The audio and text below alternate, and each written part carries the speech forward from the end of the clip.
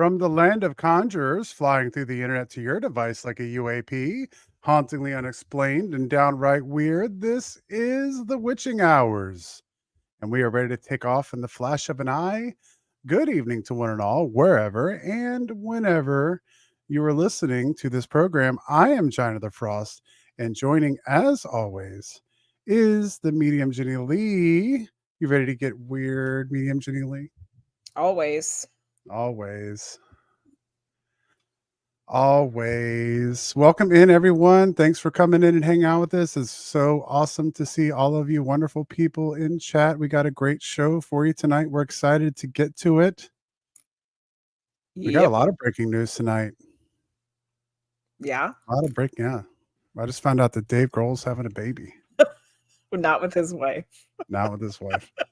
We don't talk about those kinds of things here on the Witching Hour. So you ready to get started with the news? I mean, that's not a weird news story. Definitely not weird. It's a news story. But yes, tell us the weird news.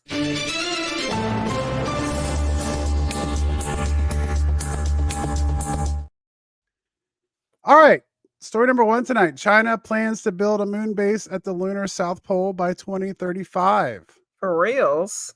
China has revealed that its moon base plans, that's no moon, will be rolled out in two distinct phases, eventually creating a series of nodes on the lunar surface and in orbit.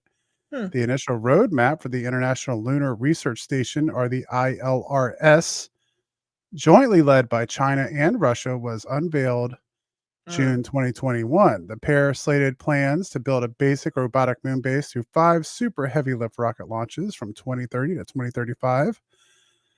China has now taken the lead in the project and revealed more advanced two-phase plans for the ILRS at the second International Deep Space Exploration Conference in the Chinese province of Anhui on September 5th. So I can only imagine why China's had to take the lead. I think Russia's finances are going somewhere else right now. The first phase will be completed around 2035 near the lunar South Pole, and an extended model will be built by 2050, according to Wu Yanhua, chief designer of the Chinese Deep Space Exploration Project, who spoke to media at the event. Okay, moon bases. China's trying to build a moon base, maybe with or without Russia. So does that mean we're going to have another space race? Because, we can't just let them just have a base up there. I'm out of the loop. I know that I had a previous coworker who had left to go work on a moon project. But I almost want to say that I remember that recently being scrapped, possibly. Well, if China's for serious, and this is for seriously going to happen, I bet they're going to for seriously get it back together. But yeah, that's a good point, Jenny. No? I think that, if space race. Well, here's the question, and this is, is it a race, or do we already have a base on the moon? But if there is, then they're not going to talk about it. I mean, I don't know. So who knows? I don't know. Story number 2. Let us know what you think in chat. Do we got a base there already? Is there going to be a space race? Let's find out. UFO boss to break silence in major book deal. Jay Stratton, the former director of the U.S. government's secretive unidentified aerial phenomena task force, has struck a memoir deal with HarperCollins. Stratton represents the most senior former U.S. government official yet to go public about their direct involvement in the investigation of UAP and non-human intelligence. But will they really? For over 16 years, Stratton worked as a senior intelligence official, keyword there is intelligence, leading countless U.S. government investigations of UAP and non-human intelligence, including... In other words, they won't tell us anything that's true. Well, non-human intelligence, including the Tic Tac UAP encountered by Navy fighter pilots in the USS Nimitz carrier strike group in 2004. While much of Stratton's work is declassified, the memoir promises to reveal all that can be lawfully disclosed. Oh, there you go. Providing a first-hand account of the shocking discoveries, challenges, and breakthroughs that have marked the U.S. government's investigation and understanding of UAP and non-human intelligence. as well as the effects on Stratton and his family. In a statement to reporters, Stratton said, "We are at the beginning of a new chapter for humanity. The process of disclosure is complex, but it has begun." Or is that just what they want us to think?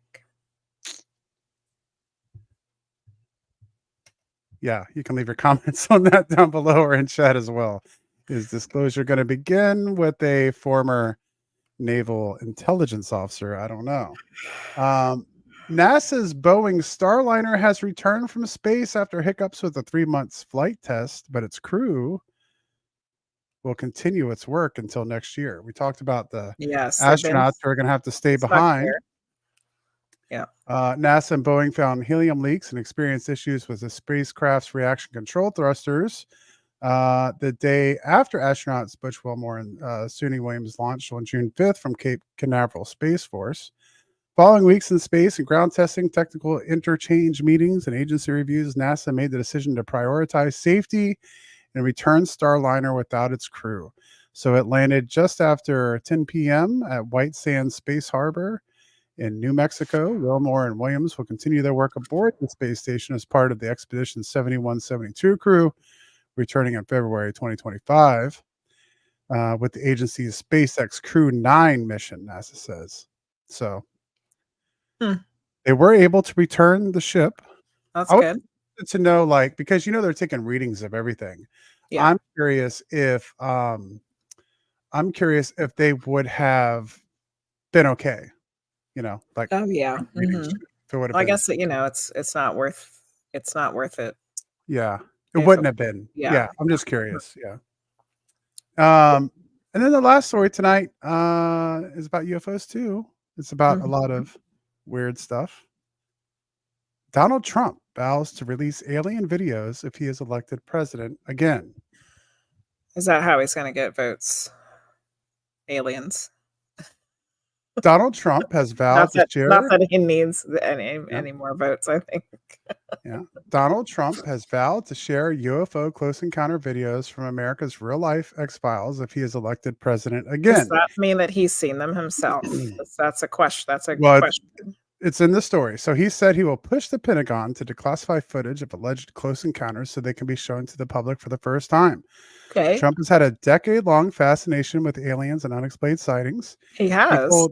He told U.S. podcaster Lex Fridman he would surely make secret UFO footage public. He was asked, "Will you help push the Pentagon to release more footage, which a lot of people claim is available?" And Trump replied, "Oh, yeah, sure, I'll do that. I would do that. I'd love to do that. I have to do that." He claimed it's going to be the best UFO footage. It's going to be the best UFO footage. It's going to be huge. It's going to be the best UFO footage. It's going to be better than their UFO footage. Not to interrupt you with your Donald Trump impression, but we just got a raid from Black Sheep Meat with a whole bunch of wonderful viewers. Welcome in. in. Sheepy, thank you for bringing all your friends over. Welcome over to Team Weird. We're in the middle of the weird news. So welcome over to our weird news segment. We'll be having our guest on in just a minute. Wow. Did you want to say something, Jenny? I mean, that's cool that Trump's into aliens and stuff. I like that. So he claimed he had come under pressure to declassify previous records of alien encounters that he had resisted before. He pledged this time he would open up the X-Files. "People begged me not to do it, but I'll be doing it very early on," he added. Okay. His vow comes a year after the Pentagon launched a probe into alleged UFO sightings by military personnel. And let me take the medium Jenny Lee position on this and heckle the news story to a certain degree, which is, if he's going to do disclosure now and he wants to release all the information that we know about close encounters now, why didn't he do it the first time? Maybe it wasn't on his radar back then. We were in the middle of COVID and all that. Yeah. I don't know. I don't want to be jaded about disclosure, but I'm becoming very jaded about disclosure. Yes. Yeah. So we'll see. I would love for it to happen. And, I don't know. I mean, I guess someone like former President Trump, I'm guessing that if there is a president who would do something like that, it might be him. Yeah, I would imagine. I think most presidents are very reined in.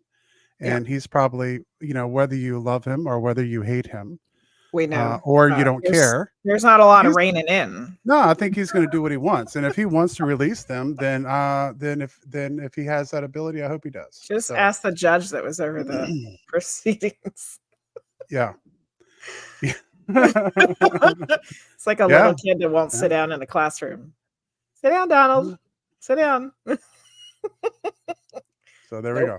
We don't do politics on this show very much, but when it involves aliens, we'll get into it a little bit. UFOs. I mean, so that was that if he happens to become president, and he wants to release some alien videos. I'm all up for that. Let's do it. We're here for it every Thursday. Yeah. I mean, if Donald Trump wants to give us content that's not political, hey, let's go. Let's go. Yeah. Exactly. All right. So that was the weird news.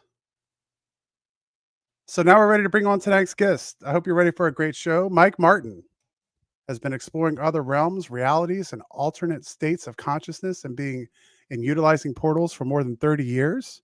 Mike currently has books on Amazon, My Dark Explorations, The Spiritualist Manifesto, and Leaving the Illusion of Life, that share his explorations, his discoveries, and his procedures for helping us all. You can also find his Rumble channel, My Dark Explorations, as well as his new podcast titled United Forces. Please welcome to the show, Mike Martin. Thank you for having me. Hey. Hello. How are you doing? Hello. All right. Well, I thought about tonight. I always say I usually like to start at the beginning, but bringing you on to the show tonight, there's a lot of stuff I feel we can talk about. You have your podcast you do, and I know there's some things that we wanted to get into tonight, but really I think there's a lot of places we could go. I guess the first thing to start off with is the dealing with the alternate states of consciousness, this idea of exploring other realms, portals, astral travel. Frosty, before we get into that, though, I kind of wanted to know what Mike's opinion is about disclosure. Yeah, we can do that. Yeah. Since it was part of our news story, we always like to ask people what their opinions on that are.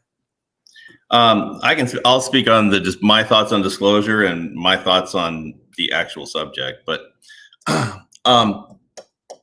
disclosure wise, I really don't believe a lot of what any mainstream media says, because I know that they have an agenda they follow that basically, directs people, funnels people in a certain direction. It's like, okay, we're going to lead the flock to the east today, and tomorrow we'll go to the west. It's kind of like that. It's the way I see things, because everything that is done on a large, grandiose level has some planning behind it. And they plan ahead much farther than what we do. The other thing to say is, well, we're speculating back and forth whether there's a UFO or whether there's aliens. Well, we are aliens. I mean, we're not from here. We're spiritual beings in a physical body.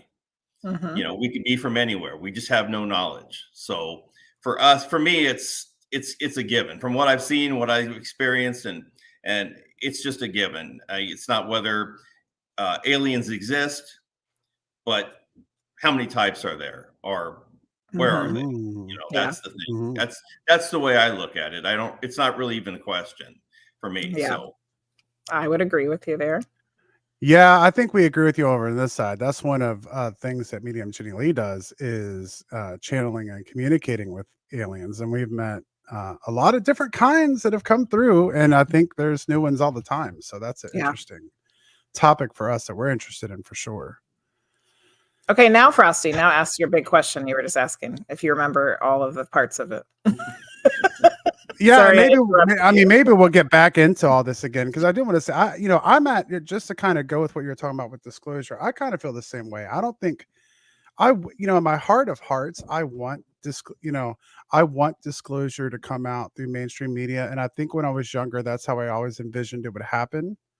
But the older I get and the further removed we get from all this, I think it's pretty obvious that if disclosure was going to happen, it would have happened by now.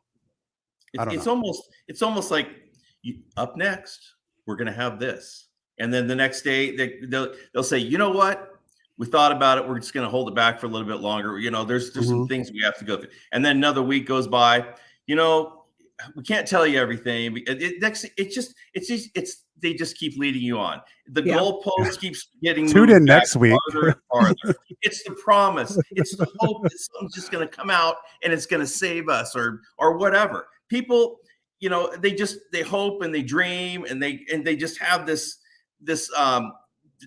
burning, yearning thought that if somehow the government says the aliens are real, then they can believe it. But why wouldn't you believe it based upon all the evidence we already have? Exactly. Sometimes, why do you need the government to tell you that it's for real? Right. They don't tell us anything else. Right. Yeah. We've been conditioned to say science has to tell us that it's real. Yeah. If they don't tell us it's real, then it's not real. So that's the way we're trained and programmed to think, whether we're in school or wherever. That's the way things work around here. People are waiting for somebody to tell them when they already know the answer. You've got enough evidence. You don't need anybody to tell you. You're right about that, Mike. Yeah, I think you're exactly right about that, because people who have had their own experiences, they don't need disclosure.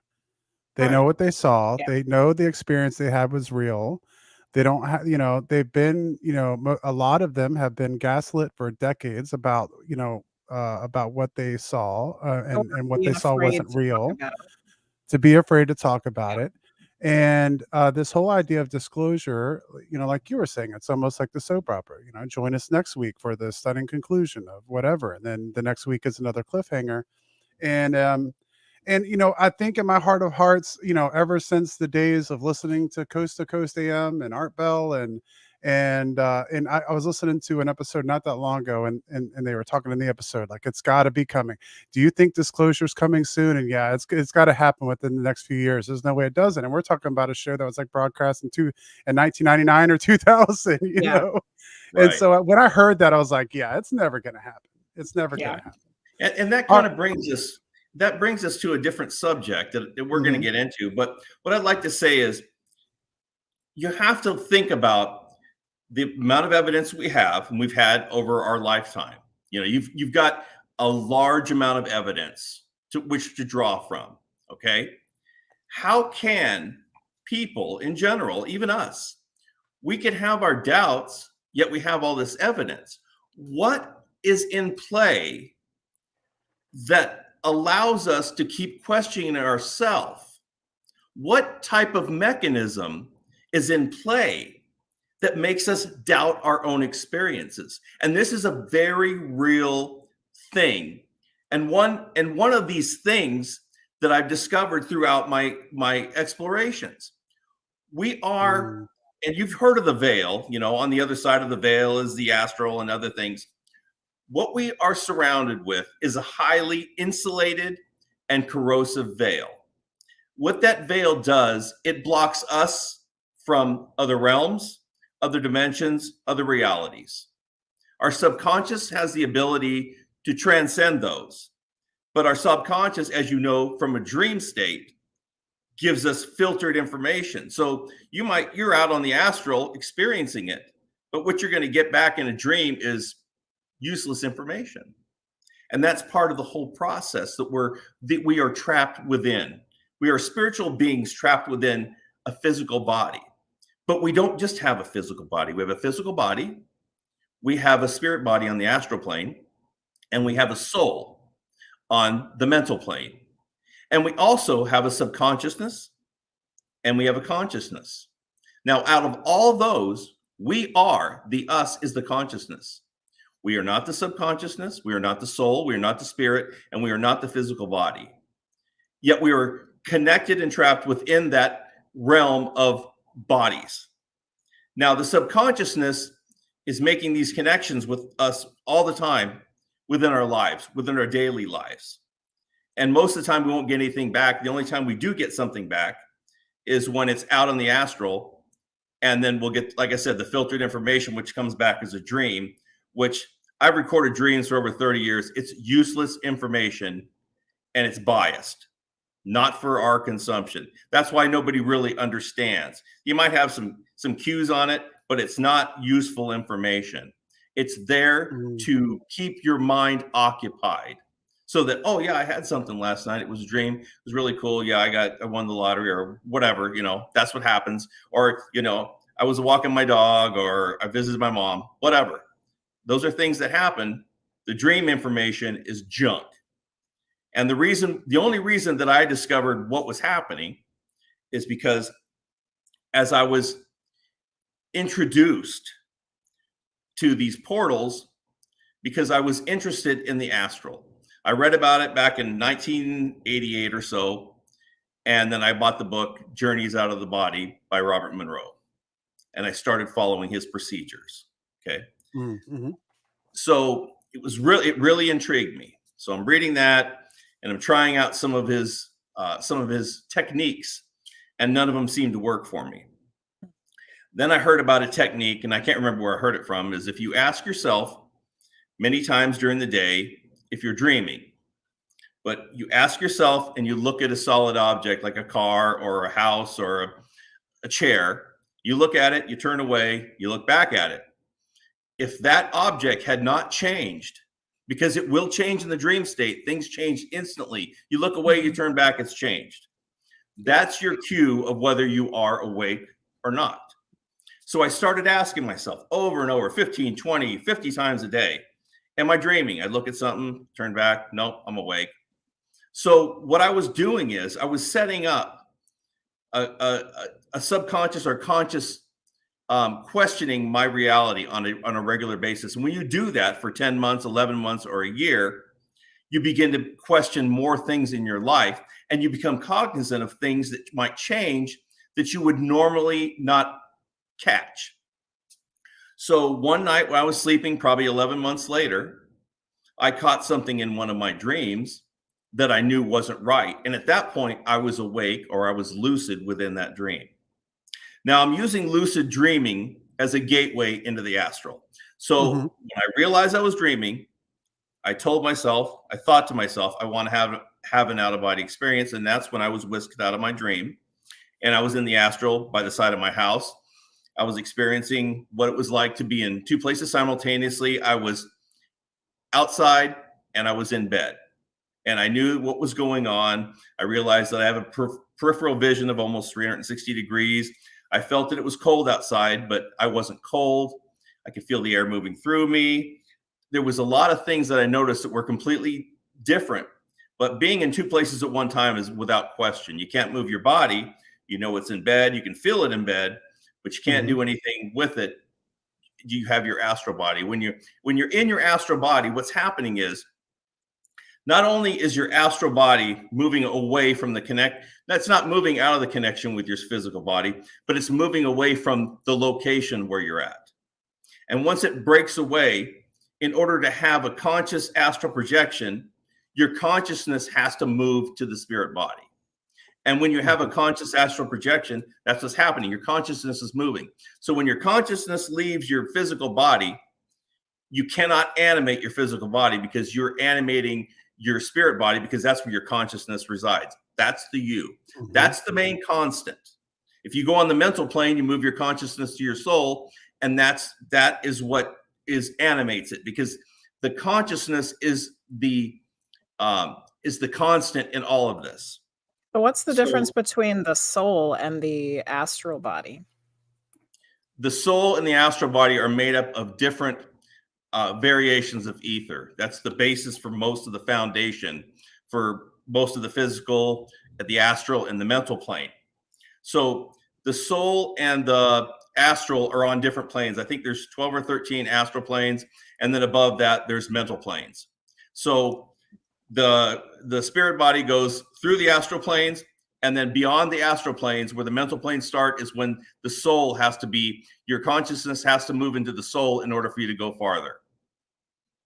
So what's happening is we're moving our consciousness within that. So that's our constant, which is the us.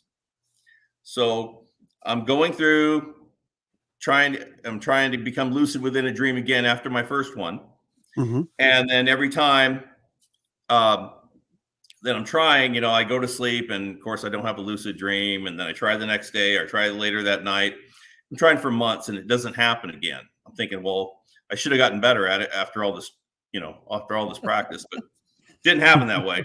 So months later, conscious in a dream, and I'm like, okay, before I was even able to tell myself, want to have an out-of-body experience, I'm whisked out of the dream, back in my body. I'm laying in my bed, my eyes closed, and I'm like, well, this sucks because I can move my fingers and stuff, so I know I'm not out of body. And I'm like, why am I back in bed? And then I noticed this oval image in front of me with my eyes closed, using third eye. The oval image in front of me, which takes up most of the background of the darkness when you have your eyes closed. So I see this oval image. It's a live viewing of a city that's by the water, like an ocean. And I know it's a live viewing because I can see things moving in the background, as if somebody had a camera and you're looking at a large oval screen. But around that screen is like a border that's the same shape as the oval. And there's writing in it. It was writing that I would classify as a mixture of hieroglyphics, three-dimensional images, and maybe like the fancier Celtic type writing. It was just a mixture of that. I've never seen anything like it, so I can only compare it to things that I know. Yeah. And I have a photographic memory, so for me, I tried my best to try to bring in all the information that I could, pay attention to what was going on in the viewing. I call it a viewing, and then try to figure out what this verbiage is. I mean, these writing, I don't know what it is. So this thing lasted like 30 to 40 seconds, and I had a dream log, and I recorded everything. So I wrote it down, and I called it a viewing because I didn't know what it was. I had no concept of anything like happening like that. So I started trying to investigate, couldn't find anything. So, continuing trying to be lucid in a dream so I can go on the astral. And every time I become lucid in a dream, I would get a portal. And I'm awake. And if I physically wanted to, I could get up and walk during these because I'm completely lucid. But if I open my eyes, then the connection is severed. So I didn't know these were portals until many years later. But eventually that oval shape took up my whole peripheral vision with my eyes closed eventually. So it's almost like you're sitting in front of a 200-inch screen TV, and it's right there in your face. So what I see things, it's just encompasses everything that I can see.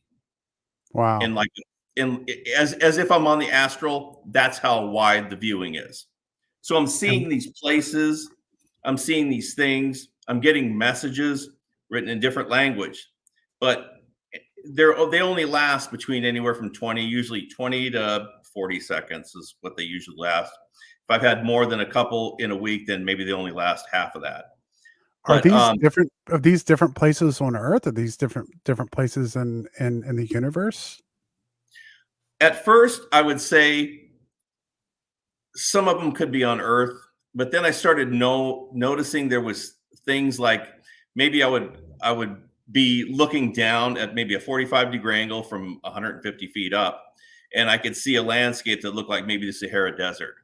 But then there would be things within that don't really coincide with what you would see on Earth.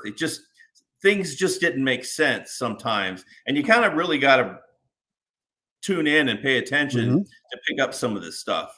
And then eventually what would happen is I was able to enter one, and then I was actually going over this, it looked like by the Black Forest in Germany. It was kind of an open area, and then the trees started, and I was kind of going over this path, and I saw some footprints, and I started moving in that area.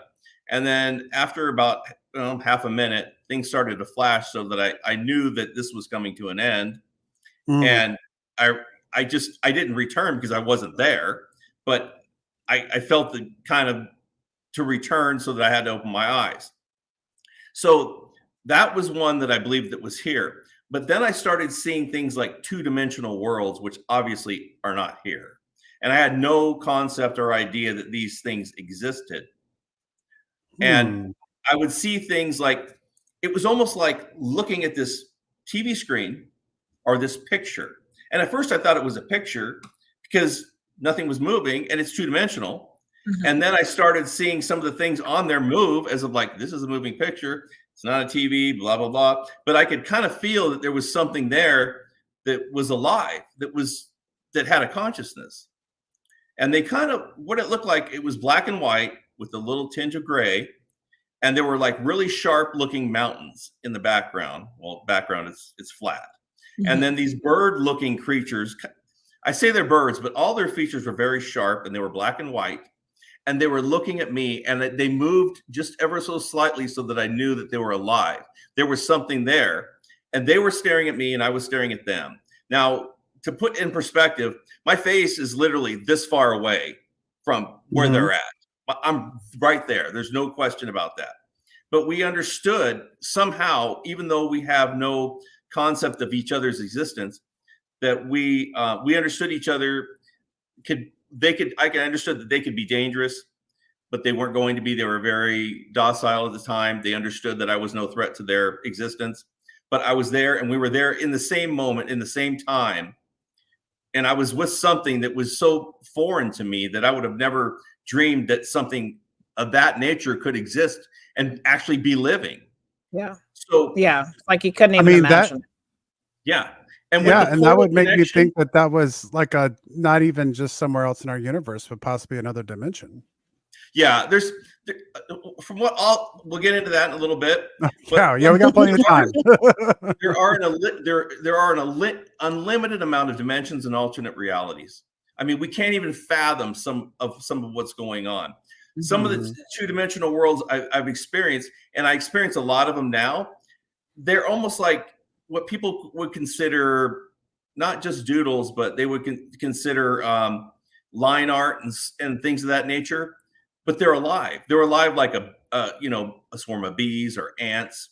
They have their own way of moving. They have their own way of existing, and their worlds are so far different from us. It's just almost like it's flat, but within that flatness, there are layers of activity, almost like in Photoshop. You have a flat image and you have all these different layers you can work within. That's how it's like. These images move within themselves and around each other, but everything is just completely flat. That's really interesting. That is interesting. To go back a little bit, so you're trying to have lucid dreams so that you can do out of body experiences, right? But then this starts happening. So were you ever able to have the lucid dreams, or did it just switch to this and that was it? Well, once I had my first out of body experience, I realized when I was a kid that I was having uncontrolled out of body experiences. I just didn't know what they were, and I was very young, probably before the age of 9. So these were things that I just didn't remember until I had my first one. I'm like, okay, well, I understand what that was, and I was having it. So yeah, the first astral projection, and then after that, my path was kind of veered off. I veered off on this path, and once I got on that path, I came to the conclusion that not only was I being redirected, but there was a purpose behind my redirection. That's what I was getting ready to ask you again. That was what I was getting ready to ask next. So it's like, so why was this happening? Like, why did it switch from what your intention was to something completely different that you probably didn't even, think, you never had thought that was a possibility? Yeah. And I had them for years. I mean, like I've had them for, since the early 90s. So more than 3 decades now. Wow. And so I'm having them. And a lot of times I'm in situations where I show up in a situation that I don't understand. Like for a while, it was like somebody's living room. Now, I know it was here, or at least somewhere on Earth or something. And I'm looking at these like flower fabric couches, like they're white with like flowers, and there's like a wrought iron bird cage, and there's different things in there. You can tell it's from an older person's home. So I'm seeing things, and I'm just like, wow, this is pretty boring. Like they had like a crocheted shawl on the back. Why am I looking at this? This seems senseless, And I would show up there like several times. I just couldn't figure it out. I'm like, this has to mean something, but it can't be very interesting. So the last time I went in there, I'm seeing things as if my head's turned like this. I'm like, why am I seeing it at this angle? Why am I not seeing it on straight ahead? I realized it took me a long time because I document everything. Looking back after I've had some other experiences, seeing through the eyes of somebody who was in that room, because it's the same perspective, visual perspective, as somebody was probably somebody who maybe had dementia or something. I was seeing through their eyes. And the last time they were laying on their side and I'm seeing through their eyes at the perspective that they're seeing it. And I didn't put that together until later down the line. I started seeing through the eyes of people that were either standing in a crowd, or one was a deceased individual that I think had just gone through an issue, and I put everything together, and there's just a couple instances like that. And once you have experiences like that, you can kind of figure, okay, based upon the perspective, this makes sense now, and this is what's happening. So do you think that like all of them were through the eyes of someone or something? No, or it's just not all certain of them. certain ones? Yeah, I can tell, because, and also, and this is where this is a little bit different. So anyways, what's happening is I didn't find this out until much later, maybe 15 years ago. When I'm seeing through that portal, say I see 50 foot wide or whatever, 50 foot wide, 25 foot tall, whatever my perspective is. What I'm seeing on that side, if there was somebody on the other side, they could see that much on my side. So it's two-way viewing. And I didn't realize that until I was told that. So what's happening too is if I'm seeing through somebody's eyes in a crowd, if it wasn't happening in that respect, then the crowd of people would be seeing me like I'm seeing them. It'd be, what the hell is that? So the only way I could be within a crowd of other people and have them not know that I'm there is through the eyes of somebody else. So there's things that I never got answers for, but I had to figure it out through deductive reasoning over time. Wow. Well, there's definitely a scientific method to it, which is great. I want to go back real quick because right at the very beginning of this conversation, you talked about kind of discarding all of the dream data that you were getting, essentially. And that makes sense. I think for me personally, I have probably only had lucid dreams enough times that I can remember, or maybe to count on one hand. So it's something that I've tried to maybe want to try to do more of and practice, but I haven't gotten around to it. But I do know quite a few people, especially who have passed on now that were older, who would say that they went to sleep and they were starting to talk about meeting with their loved ones who had passed on.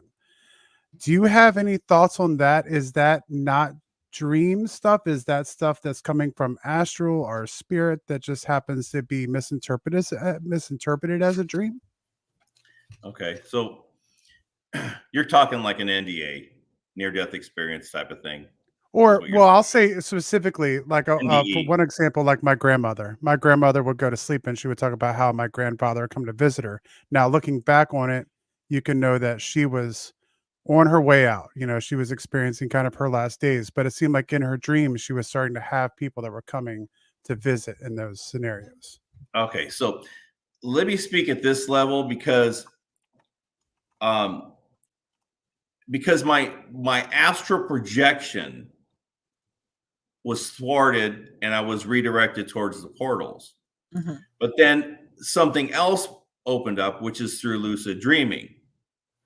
Yes. So I was experiencing the astral through lucid dreaming and through dream control. So what I discovered was when you're in a dream and you're not out of body in the astral, you're in a dream, you're lucid within that dream. At some point, you can begin to take control of the dream if you've done well enough to be able to do that. The other thing I've understood is there's a large amount of manipulation that happens within the dream, and when you're lucid, you pick up on it really quickly, and you can see it. And I've seen it time after time after time after time. What happens is you get in the dream, and once you become lucid in the dream, usually the dream starts to really, sometimes it starts to break up because there's not a lot holding it together. It's almost like you're on a stage. So what I've had happen is, as a kid, I started really having these like night terrors and stuff, and they were super lucid, but I didn't know what lucid was. I didn't know how to control anything when I was a kid. So then about maybe, I don't know, 10 or 12 years ago, these nightmares started again. I'm like, you got to be kidding me. This is ridiculous. I'm an adult now, and this doesn't intimidate me. So what would happen is I would be in a dream, and then things would start to pixelate real dark. Now, the way that I would explain it is, it's a darkness that absorbs light. Now, I know normal darkness doesn't reflect light, but say it's getting dark, and you can normally see the fence in your backyard. You can still see it, but it's just not as clear. This darkness, once it begins to pixelate, you can't see through it. So over time, I'm getting approached by these things, and every time that I'm approached by them, I'm pulled out of my dream and into a portal. And this happens time after time.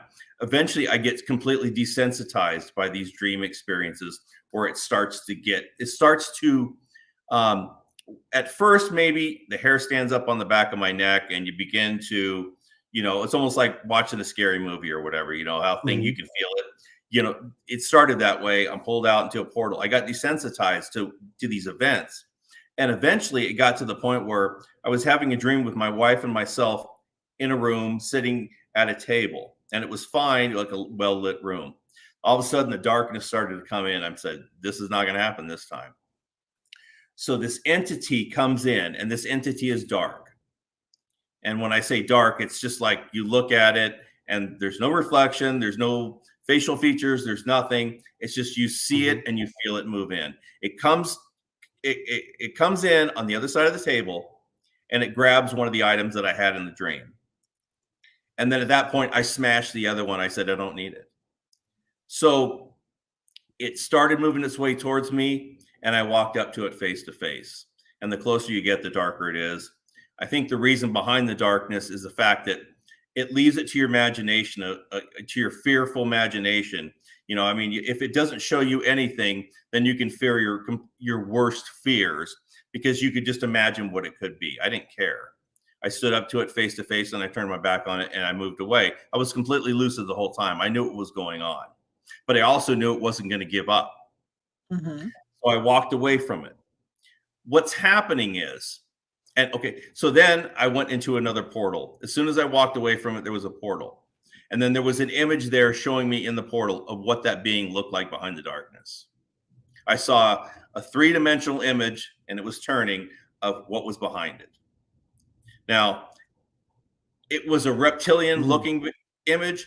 I had never, ever believed in anything reptilian. I'd heard about it, never put any faith in it, never, it was never anything that I would ever really believe until I saw that. Okay. I'm like, that's what it was. To me, it doesn't matter what it looks like. I really don't care.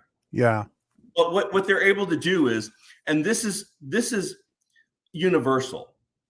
Most beings, especially the spiritual, maybe partial spiritual, non-physical beings, have the ability to change their image to match whatever they want you to see. And they can also change the background. So when you're in the dream, you're being manipulated based upon what they want you to do. Now, one of the things that obviously they were trying to get me to do was to fear them. And when you fear things, and when you you release energy, you release low-level radiation energy, which that's what they want. They want you to fear them so that you release that energy and they consume it. That's part of the whole situation we're in right now. Yeah. So that's why depression and all these negative aspects of feelings and emotions are so popular these days. And that's why the news is so bent upon really bad news. It's going to get worse tomorrow, that sort of thing, because these beings are manipulating us in order for us to do what they choose for us to do. And when you're on the dreams, in the dream state, in the astral, that's their homeland. So what they're doing is they reside there. They can make you believe or think or experience whatever they choose for you to experience. And I was within one of those experiences at the time. And they were trying to take over my dream to get me to feel anguish and anxiety and fear and all this. And I refused to put into it. I refused to buy into that. So that's where the manipulation, that point started for me, because, and it's continued. It's not just coming in and trying to scare you. There's other things in dreams that they try to do. And once you become lucid, then there's no way for them to really hide their intentions, because you're fully conscious. And becoming fully conscious in your life, whether it's on the astral or not, means that you're 100% there, and you're not going to buy into the BS because you're cognizant of what's going on. Well, I think that's something that we were just talking about the other day, but we were talking about it from a different perspective.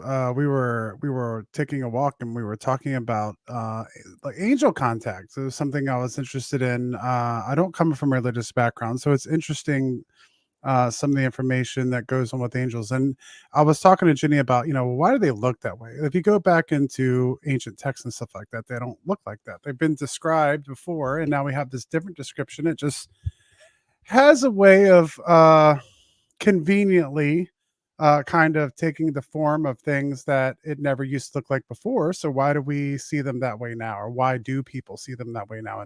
And Jenny, who's had some of these experiences, was explaining to me, like, that's just how they want you to perceive them, the way that you can understand what and who they are, because they don't have form. They don't have a physical body.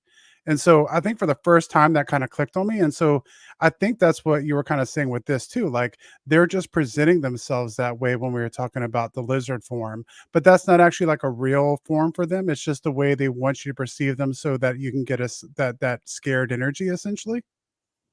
Yeah, it's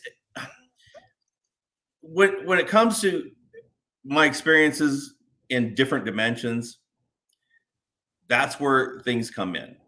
When you're visiting places that have beings that don't have any physical attributes, like Earth is one of the only places around probably that has physical attributes. Everywhere else is either spiritual, or they have different formations. They have different ways. We don't even have any idea what's going on in a lot of these places. But what happens is, I first started going there. Okay. When you're first there, the welcoming cruise out, it's like, I tell everybody, it's like being a tourist and going to the pyramids first time. You got all these tour guides out there wanting, hey, go with me. I'll show you all the best places and this and that. And, they're all wanting to give you something to get you under their wing, and they're going to give you the information. They're going to feed you what they want you to know, and blah, blah, blah. So what happens, I start going to these places, and everybody's there to greet you, and everybody's kind and everything. And then the first time somebody said something to me, hey, we can show you how to keep those portals you're using open. And to me, that was red flag number one. That's manipulation. Why would you want me to leave that portal open, which is a gateway to where I'm at? Yeah. And the only way to keep a portal open is through consuming energy, because I can only do it for a certain limited amount of time. And if you're holding it open, then, what are you going to drain me? So there's things in nature that you have to, when you've been there 10, 15, 100 times, you begin to see through a lot of the information that's happening. Most of the time I perceive them as a physical being, like a man or a woman, just as they would probably think that that's what I would accept. And the background is usually something that looks like a small village or something of that nature, because they understand, where I'm from, and they understand what I think that they think that I want to see. So I'm going there, and this is beyond the astral. This is beyond the mental planes. These are different dimensions. And so these beings, and I tell everybody, no matter if you're on the astral or anywhere else, every being everywhere has their own agenda. So, and you don't know what it is. You don't even know what they look like. You don't know who they are. And they know more about you than you know about them, because they can see what's really in my background and what I look like. Therefore, they already know more about me than I know about them. And as time goes on and I begin to ask questions and question things, because I tell everybody, question everything, even your foundational beliefs, question them. So I'm going there. And then as I begin to question and not buy into the, oh, we'll show you how to keep the portals open, because I was asked several times in different ways that they'll show me how to do it, and I wouldn't buy into it. So what happens is, and I'm not following these people, I'm not staying under their wing because they're not my guide. I don't want somebody telling me. I'm there for one purpose only. I'm there to go for the experience. I'm there to document the experience. I go there with an open mind, absolutely no preconceived notions. I go there, I retrieve the information, and I bring it back. That was my goal every time. Now, so there's the portals at night, is through the lucid dreaming, which I'm just seeing. And what I'm experiencing now with the different dimensions is what I call the glimpses. Now, about 15 years ago, I discovered when I was driving to work on a long commute that when you're daydreaming, when I was daydreaming, there was something there that I was picking up, but I couldn't quite bring it back. I knew there was something going on, but I didn't know what it was. So I'm like, okay. So as I start to daydream, I realize there's something going on, but I can't recall the information. I can recall there was an event, but I can't bring back that information. So what I did was, over time of just trying off and on, I realized that if I emulate the same type of brain activity that I have when I'm experiencing the portals at night, because I've had so many, why don't I try to duplicate the brain activity wave that I have during the daydream state? What happens in the daydream state is, just like when you go to sleep, cross the veil. What happens is, when your subconscious crosses that veil, and if you bring your consciousness with you, when you come back, it's like bringing a hard drive through a magnetic field. It pulls all the information out. So you don't recall what happened. You knew there was an event, but you can't recall it. So after about a year of trying and working on it, I was successful in realizing that when you're in the daydream state, I utilize the daydream state as a gateway so that I didn't have to go to sleep. I can go there. There was events where I'm sitting and somebody's talking the whole time. And I bring that information back and I write it down. Most of it is daily kind of information that it's nothing groundbreaking. It's not free energy or that nature. It's just kind of conversation. Dang. But I'm there. Yeah, I'm there to absorb it. So I'm there, I absorb it. And that's when I started meeting these other beings. That's when I said, like, the tour guides to the pyramids, that sort of thing, through the glimpses. So that's when I started to really explore other dimensions and other realities, because that's what's happening. Our subconsciousness is communicating with that and coming back, but we're not getting that information. Mm-hmm. But you don't do it while you're driving anymore, I hope. No, I stopped. I had to stop daydreaming completely when I was driving, because you go off and that's it. No more glimpsing into those 2D worlds while you're driving down the interstate, Mike. Right. And the thing is, can I go back to the dream stuff for a minute? Because I had a question. So you're talking about there being like these lower frequency kind of negative entities that want to manipulate us so that we can create fear, so that they can have that energy that they it sounds like they need to survive. Do you think that that's happening to everybody? Yeah, I know it's happening to everybody. So what I've discovered is, as a kid, I always knew something was wrong here. There's too much suffering in this world. There's a lot of things. And I wasn't religious when I was younger, but then when I got married, I joined a religion, and I wanted to get some answers. I wanted to find out what was going on. And I really couldn't get those answers. And I read the whole Bible, all 66 books of it. And I went through a lot of it. Nothing seemed to answer my questions. So the only way I figured I could find things out is to explore for myself and find out what was going on. So I'm trying to remember. What was your question again? I'm sorry. Is everybody experiencing those negative entities manipulating them in their dreams? Yeah. So what's happening is, so we have the physical environment. which I call our prison, because we're imprisoned within a 3-body system and the subconscious. Because we're spiritual beings. We don't need bodies. We don't need technology. We don't need any of this. We don't need food. That's not what we need. So we're energy beings, okay? And we're stuck on the physical. So if planet Earth is the prison, then the astral is the prison yard. So when people escape to the astral, they're like, oh yeah, I got on the astral, I'm doing all this cool stuff, and I get to go out there and it's free and everything else, and I get to meet these beings and all this kind of stuff. Those beings are the prison guards. They're not going to let you pass the yard. And what happens is when you get on the astral, they want to give you information. Now, I'm not discounting people in general, but what I'm saying is I've experienced these things hundreds of times, so I can see below the surface. And what's happening is when people go on the astral, okay, and you've heard of the Akashic records. It's basically is what an etherical database. Ether is energy. It creates solid images, that sort of thing. What it is it's energy. So it can absorb data. It can absorb information far beyond our data that we know as servers and network. The ether is information based. These beings are ether based.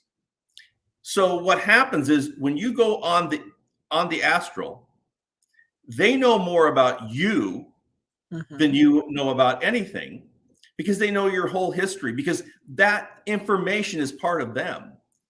They can see as soon as you even come up there, they know everything about you. What's this person want to see? What experience do they want to experience? They're going to show you what you want to see, and they're going to tell you what you want to hear. It has to fall within the agenda. They have to keep you within this box. They don't want you out of the box. So by them taking you under their wing, they're going to feed you that information.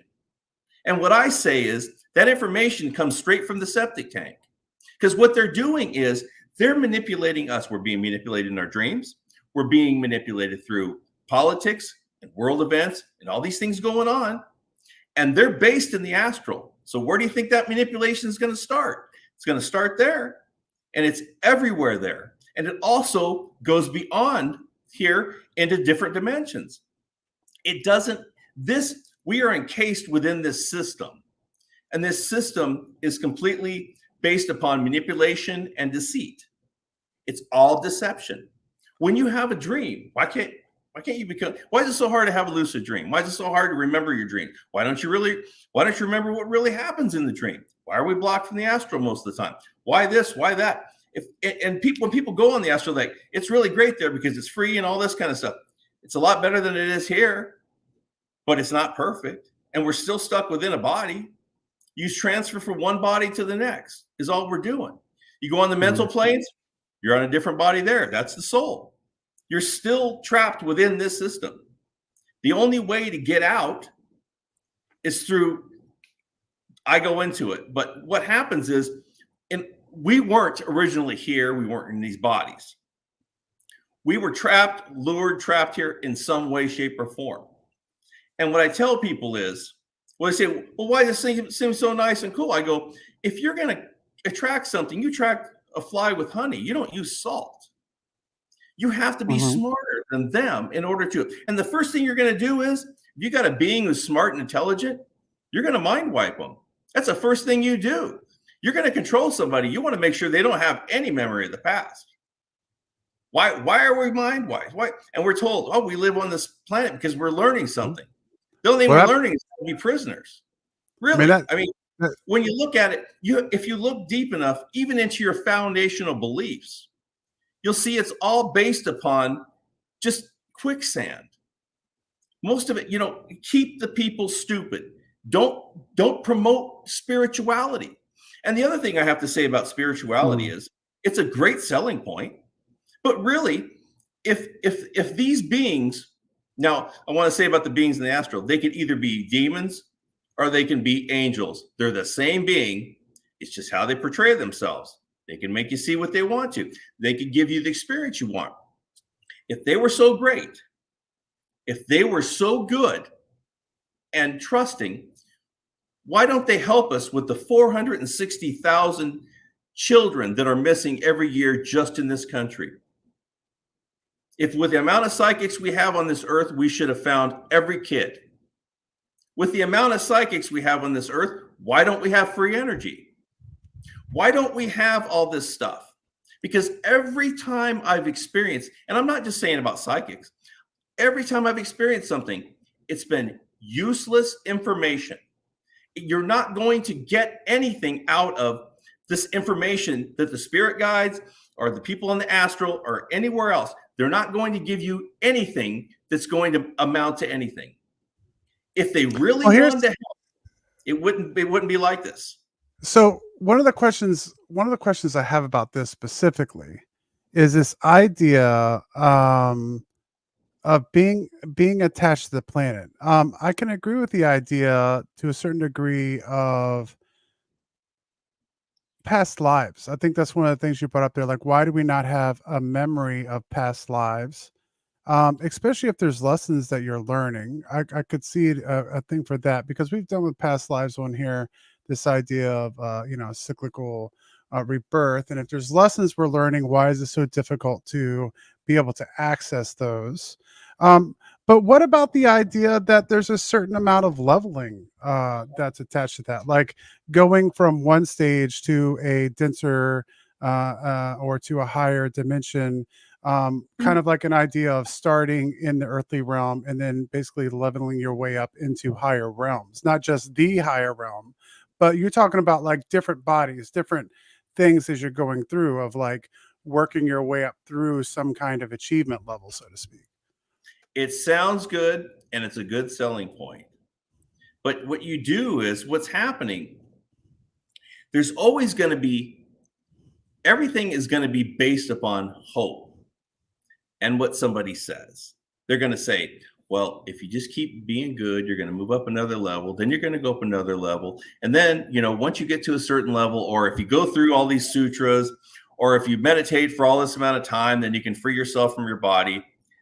That's all good and well, but if that was reality, the way things really are, then why would there really be no answers? There are no real answers. And the answers that we get and the information we get is completely useless jabber. If you listen to the mainstream methodology of spirituality and metaphysics, we all are one. Everything's about love. It's all this great, wonderful thing. But the reality is, we're all individuals. We are all independent individuals. Every single one of us. We're all different. We don't belong to one piece. Matter of fact, we live on multiple realities, multiple alternate realities simultaneously with this one that are endless. I can't even begin to say how different things are. But when you look at our foundational beliefs we have here on Earth, they're so skewed. And if you want people to believe something, then you portray everything online is like the channels that are highly pushed and highly promoted are the ones that tell you, oh yeah, spiritual beings, and you go here, and then you're going to come back, and when you die, you're going to see grandma, and you're going to see this.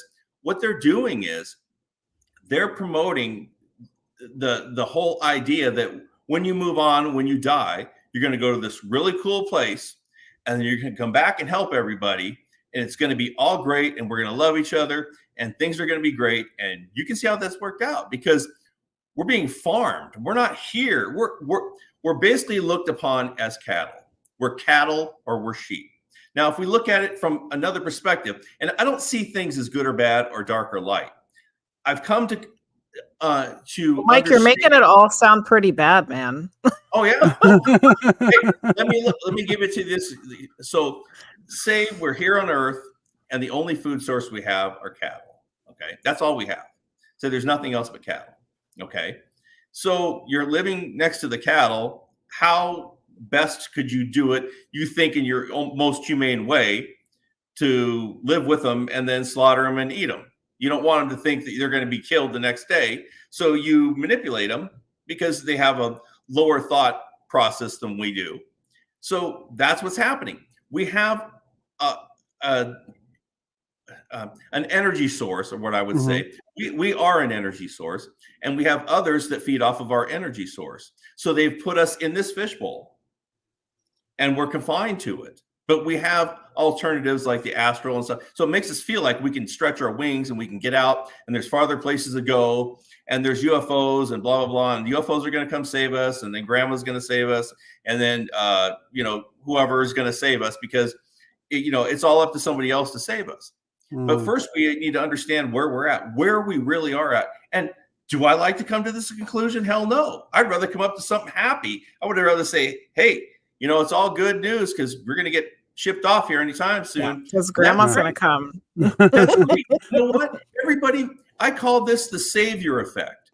Everybody's waiting for a savior to come save us, when in reality, nothing can happen unless we allow it to happen as people. So if they say tomorrow, oh, we're taking your guns, well, you just stand up and you're not going to give it. You're not going to give them up. Well, that's under our control. You can't, no president's going to say, well, I'll stand up for you, and the rest of the government just takes over. So we have to understand that in order for us to be really free, we have to become independent, which means we need to rely on ourselves. And when I tell people, go ahead. Oh, I was going to say, I get that idea, because while I think things in a larger concept can be different, I am a staunch believer in individuality and independence and those kinds of ideas. Like, you have to do things for yourself. You can't rely on someone to be able to do all of those things for you. But one thing that I'm curious about here is kind of what you're explaining. Kind of reminds me a little bit of like simulation theory, that because you're talking about the idea of not being able to escape, that some of these other realms or whatever that you can go into through these altered states of consciousness are really just kind of to give you the illusion that you're free. So how do you feel about that concept in terms of being stuck in some kind of simulation? Is that what you're kind of saying our energy is stuck in? Well, the etherical database, what they call the Akashic records, is a database. It is, and that database could obviously project. So since I know they can make themselves look like whatever they want, and they can make the background look whatever they want, it could create this whole projection or this environment that we're living in. Because even science knows enough to tell us that our objects aren't solid, but if you're vibrating at the same or similar wavelength as that, then it's going to seem like a solid object. But then once you're on the astral in your spirit body, you vibrated at a higher frequency, so you can walk through a lot of those what we consider solid objects. Mm-hmm. So there's information behind there that kind of supports it. But what it is, we're in this construct. Mm-hmm. My whole idea is, if you want to bring an end to a construct that's a negative construct, the best way to do it is from within the construct. You have to understand how the construct is, how it works, and how it operates, and how it's built. That's my idea. My idea is to take down the construct to eliminate the problems we're having. I tell people, in order for you to become aware of what's going on and aware of what you're doing in your life, is you need to get in charge of your thinking, your emotions, and your feelings. Because what happens is, if you look at media, it tries to point you in the way of like, oh, you're supposed to be mad at this country right now because they're not doing good. So you need to turn, it's called divide and conquer. There's tons of fear in the media. We talk about this all the time, and especially in our world right now. And that's something that me and Jenny discuss quite often. Specifically, we had a conversation about this the other day, that we could really easily do something on the show where we were constantly putting out fear, clickbait fear. We see it a lot in this world, where every title is clickbait fear. Click on this. But we choose not to do that. Not that I don't believe that there aren't things to fear. Not that I don't think that there's dastardly deeds that are being perpetrated. But the idea that we already have so much fear in our society. Why do you think that is? Cycles that we have. Well, for me, coming from someone who with the experiences that I have, I just feel like when you can divide people, when you can make people fear each other, when you can make people fear living, and they're easier to control. Right. And Yeah. control is the whole outcome, the whole ending of what this happens is. So fear-based is for us to create an energy level and a dependency. When you're fearful, you're dependent on others. You don't feel like you're in control. So that then you forgo your control to someone else that you think has control. So putting us in situations, manipulating us into situations so that we are easily controlled. When you're dependent, you are completely under somebody else's control. When you're independent, you're under your own control. Now, on the other side of what I'm saying is there is a positive aspect to it. And some people know this, and some people haven't gotten the feel for it. But we are energy beings, spiritual beings. That is our basis. We are insulated from our source, which means we don't have the amount of energy or our ability to do what we have the natural ability to do. And that there's a reason behind it, like the corrosive insulating veil. We have the ability, if I can create a portal, then we have absolutely zero understanding of what we are capable of. Now, if we were docile and safe beings, we wouldn't be under the stringent manipulation that we are currently in. If we were just easily manipulated naturally, we wouldn't have this construct. But because we have the ability to create for ourselves, our abilities are therefore stifled in order for us to just hyper focus on the physical world and stay within this drama-filled life so that we just follow along with the rest of the herd. So now, go ahead. Real quick, because I want to make sure I want to make sure that I'm following, so that I don't get confused as we continue the conversation here. Which is, so essentially the Earth that we live on, and our the energy that we are trapped in human form, basically stuck on Earth as a way and fed with fear and so on that we've discussed, essentially to be farmed by these other dimensional energy beings. And we're kept in this cycle due to fear and then manipulating the world that we're in. Is that essentially the idea that you have for that? Correct. Okay. I just wanted to make sure that I wasn't losing track of where we were at though. So my question there is the good news. You were talking about the positive. So if we have this issue where we're being kind of trapped and essentially farmed to be used for fear and the energy that's being released there, what's the way that we break out of that prison? Well, the first thing I tell people is just and this is all dependent upon each individual. At no time do it's never dependent upon me or anybody else. Everything you do has to do with you. In order to gain your independence, you get in control of your thoughts, your feelings, and your emotions. And the reason behind this is your thoughts, your feeling, and emotions all contain energy. And they all basically feed into what I call the general field. The field, there's an energy field that surrounds us constantly. And you know this because you walk into a room and say everybody's angry, you can immediately feel it. You can feel that there's an energy in the room. Oh yeah, and the reason why is there's a reason why is because we have a general field around us, and we're emitting energy like everybody has an aura, which is basically an energy field. So when you're more positive and you're more sure of yourself and you're independent and control of your thoughts, because people have thoughts and it could be over here and they get triggered on every emotional whatever, and their feelings are up and down all over. When you're not in control, you're not in control. You can't get in control of yourself. You can't affect anything outside of you unless you're in control of yourself. Your thoughts are energy, your feelings, and your emotions.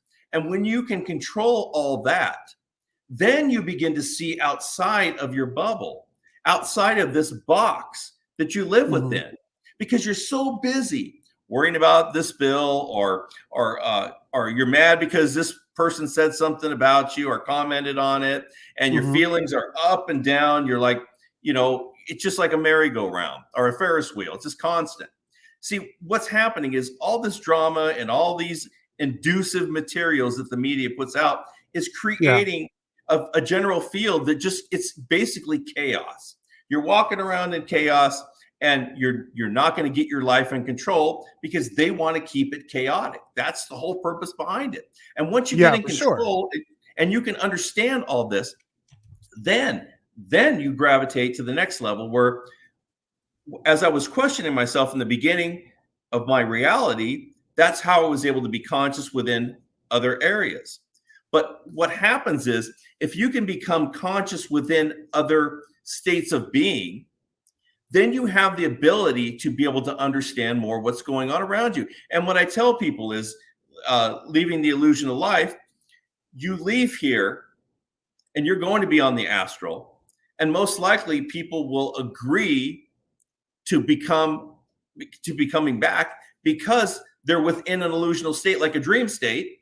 Their subconscious is making these decisions because you're not consciously aware. And when you've trained yourself to become consciously aware in different states of mind, then you have full control of your facilities and your decision-making process.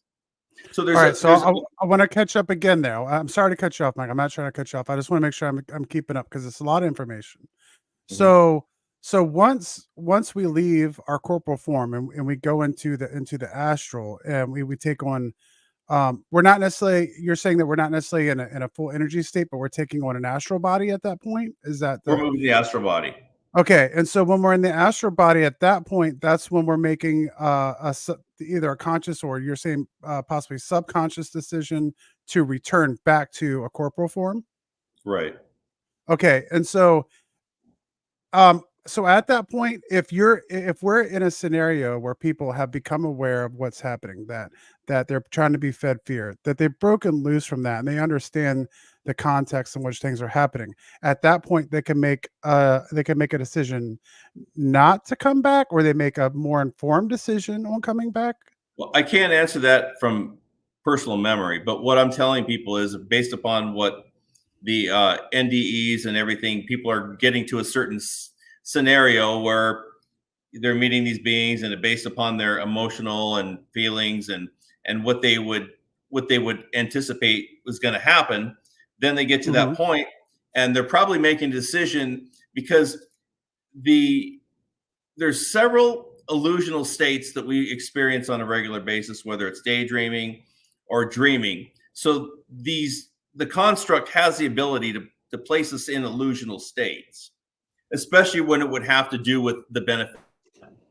So there's the ability for us, and that comes down to another thing: why, even though you know for a certain fact that something is right, that you would completely question yourself over and over, because you're being manipulated. There are different states that you can be experiencing, even within the waking state, that can cause almost like a drug-like stupor, where you can be controlled. It happens a lot. People don't realize it. Why if you experience something, 3 weeks later you're like, well, I'm not really sure that happened. Why? Something happened in between there, and it wasn't from you, because you've gone to a point where you've been experiencing things where they can change the perspective of what you see as. Because when people are, even when you're driving, you could be driving 30 miles, you're like, I don't remember the last 15 miles. Why was that? Because your subconscious was in control at that point. Your conscious mind took a back seat, and it happened. And it just happened. How many times during the day do you think that happens to you? I mean, it doesn't have to be, it could be sitting in it, watching TV or doing something. Subconsciously, it takes over and you have no control over it. It's no different. Well, it's really interesting, and I want to take a break real quick for everyone who's joined us since the beginning of the show. Our guest tonight is Mike Martin. We're talking about all kinds of things tonight. If you have a question and comment that you would like for us to ask Mike as the show continues, we got about 40 minutes or so left in the show, 30 minutes or so. Get that into chat, and we can continue that conversation there if there's something you want to say. for those who listen to the podcast, we appreciate you for joining us, for listening to it. Make sure you check down the links down below, and all the things that you need to find Mike Martin will be listed down in the descriptions in the comments section below. So go check that out. We thank all of you for joining the program tonight. I wanted to take a moment again to thank Black Sheep Meat for bringing her crew over here tonight. And Black Sheep, Sheepy is always, we're always super happy when Sheepy's hanging out with us. So thank you so much for coming and hanging out with us tonight. Medium Ginny Lee has a 35 stream streak. So, Well, you know, it's kind of hard to miss a show when you're on it. Yeah, and I want to thank Kogi for the 13 months. Appreciate it so much. Thank you, everybody. R3 Craft for the follow. Also, thank you so much. We appreciate it. We do have a question. We do have a question. Go ahead. From Luce. Luce is asking, who is they in this equation? Who are the negative, nasty guys who are sucking up our fear stuff? I can't tell you. All I know is they're non-physical beings. I mean, what I've experienced is a mixture of beings, and I've seen what they look like. So it's not like there's just one type of being, and the manipulation doesn't come from just one. And so I mean, I can't just say put my finger on it, because a lot of times when you look for truth, you have black on one side and you have white on the other side, and the truth is somewhere one of the gray areas in between, and things fluctuate. So it's hard to pinpoint. To me, the only thing that really matters is how do we get out of the construct. I really don't care who's running the show. I don't care whose face is on it. If I worried about the particulars, I'd be running around like a chicken with my head cut off, and I wouldn't be able to get to the point of what really matters. To me, what matters is the construct and how to deconstruct the construct. So this next question, that might be your answer to this question, but I wanted to make sure that I asked it. So Keisha said, if you can't trust what's on the other side of the veil, why go and retrieve the information? The reason why I went over there was so I can figure out what was going on. Now, when I say I was over there to retrieve information, I go there for the experience. Not every experience is somebody trying to manipulate me. Sometimes I go over there, there's nobody else there. It's just me. Or I'm there visually seeing something that's occurring, whether it be like a get together or whatever it is. So when I go there, I'm not there with any preconceived notions. It never happened. Like, I never experienced anything negative other than on the dream state and the astral. That was where I experienced the negative. But I'm going there for the experience. And that's the whole purpose behind it. Once I gained all these experiences, then I had to sit down at my documentation and put what was going on together. And then once I did that, then I had to keep going back and experiencing what was going on to support the information that my conclusions that I came to. So another interesting question I have from this too, that you talked about earlier, because this, we have had plenty of people who have done like paranormal investigation, like ghost hunting and stuff like that. We've done that ourselves, and hopefully we have an event that we're going to be holding this summer. Hopefully we've got news coming along with that soon. So that is something we've done, and oftentimes the demonic will come up in those conversations, and typically I think people have tried to move away from that a little bit, that those terms are being overused to a certain degree, though that I don't deny that there's cases where that does exist. And then I talked earlier about situations where we've had where people have said where people are communicating with the opposite of that. They're entities or energy or whatever it is that's here to help. Earlier, you had mentioned that you thought that they were the same entities. What leads you to believe that maybe things that people are seeing as the super good, like angels, and the super bad, like demons, are actually the same entity? Whatever fits the narrative at the moment, depending on the person. So, like I said, when you enter the astral, there's an etheric database, and they read you, and they feed off your thoughts, your emotions, and your feelings. So if you're really tied to your grandmother, then you're going to experience your grandmother. They're going to show you and do whatever tugs at your heartstrings. They're utilizing your memories, your thoughts, your hopes, your emotions, your beliefs against you to their benefit. Mhm. Otherwise, if we were to go there and they started giving us information that was going to better our world and make things, increase our ability to understand and to increase our our ability to think, and also to make our world a better place. I mean, there's got to be, obviously there's solutions to a lot of our problems, and point us to those solutions. But we don't ever come up with anything that's groundbreaking. It's almost like watching, we're going to open up, the so-and-so safe from this gangster, and you watch this 2-hour movie, and when they finally open it up, there's, like 2 guns and a $50 bill or something. I don't know, whatever. It's almost like you invest all this time and effort into something, and there's no real reward. I mean, It's called, Mike, it's actually called The Curse of Oak Island. All right. That's the name of the show. I've been through 5 seasons and they haven't found anything yet, but they find enough to keep me going. Right. And it's almost like it's the thing. We're going to release this disclosure anytime now. It's the same thing. Anytime. They just keep your hopes going. They keep your hopes up. They move the goalposts. They keep moving it farther back and farther back. Because if there was a real goodness, if there was a true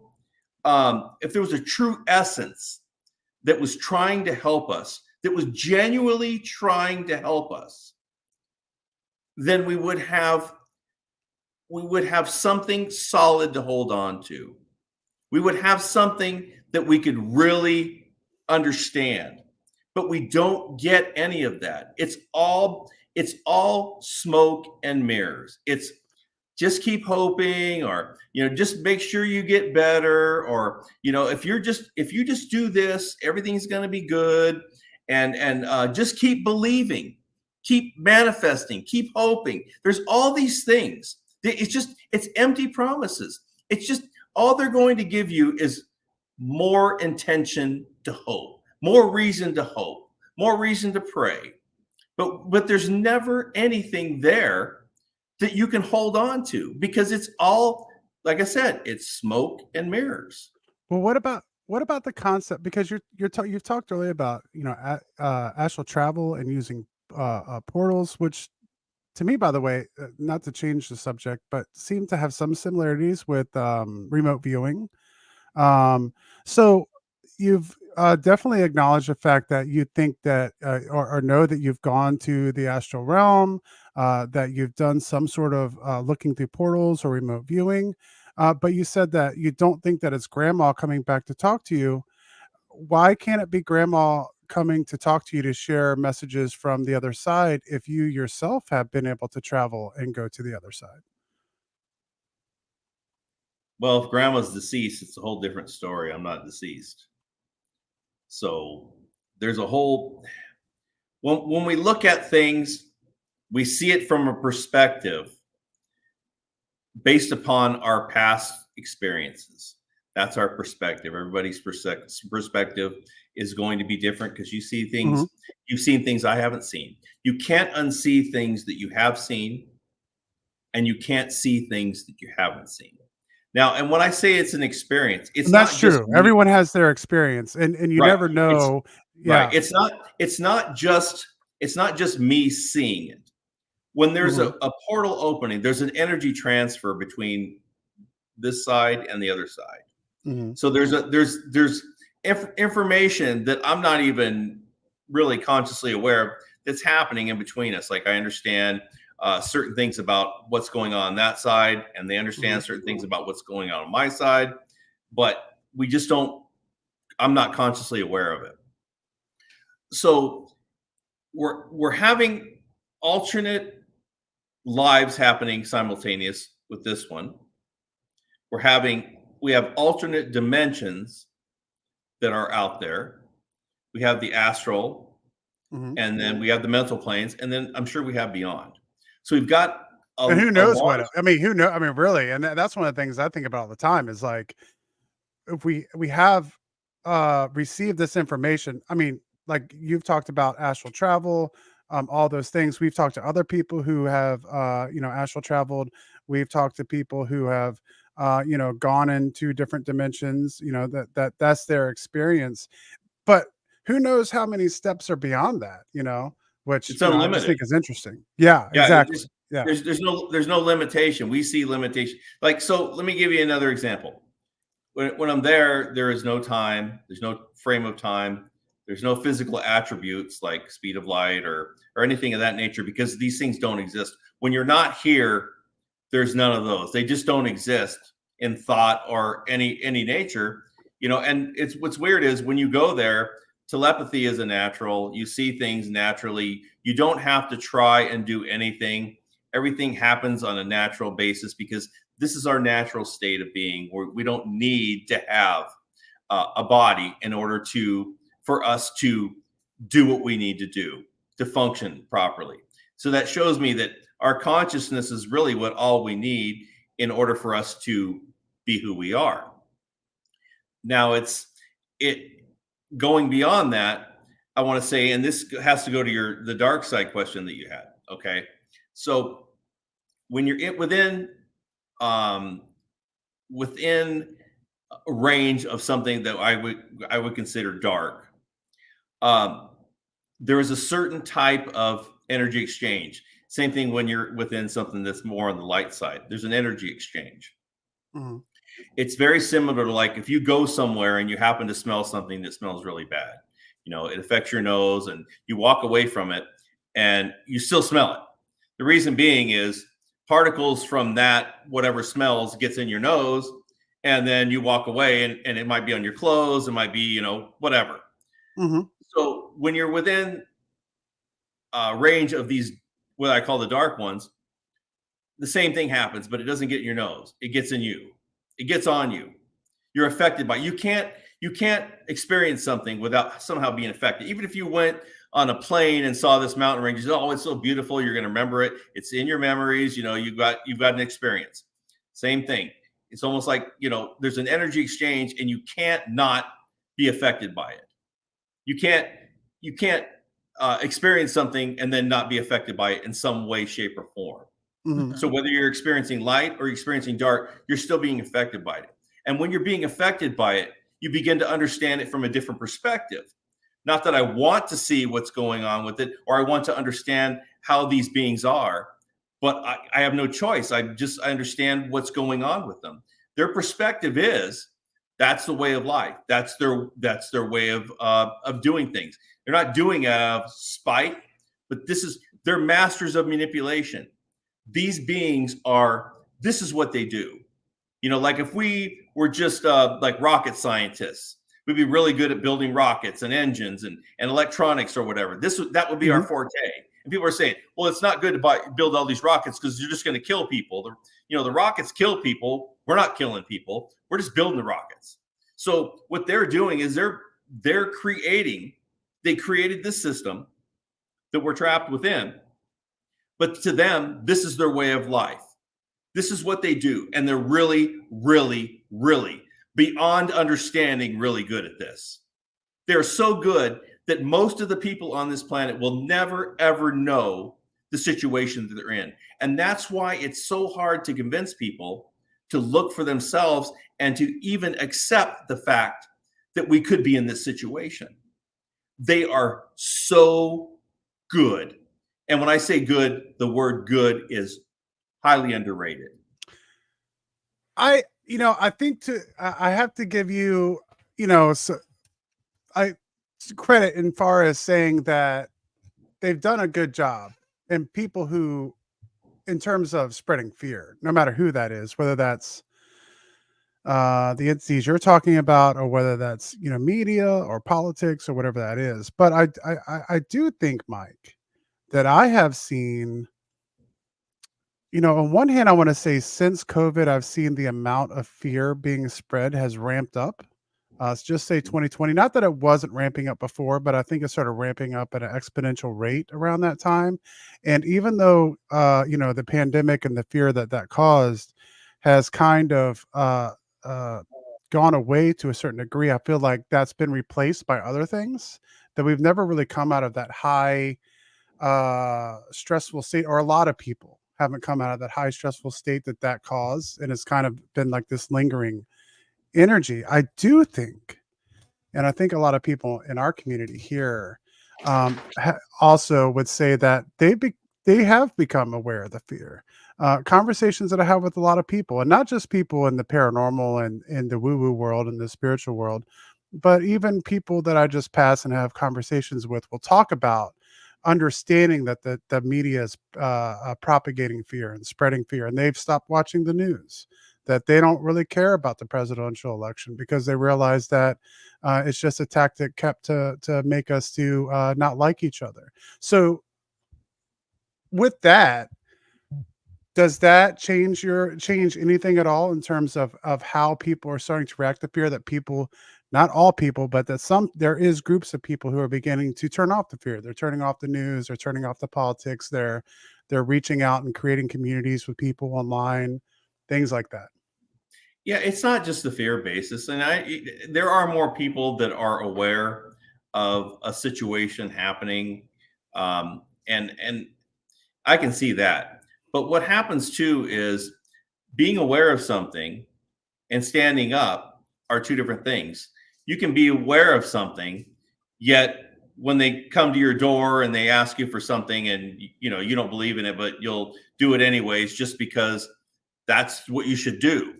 So what's happening is people will go to a certain point and they say, well, beyond that point, I'm not going to do that. Well, then something else happens. Well, I'll go to there, but beyond that, I'm not going to do it.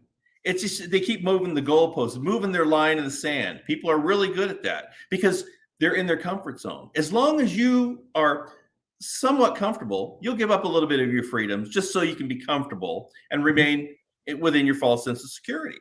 And they just keep expanding that over and over. And they just keep moving that over and a little bit more. And eventually you don't have enough to stand up for anymore, because once they take it, you're not going to get it back.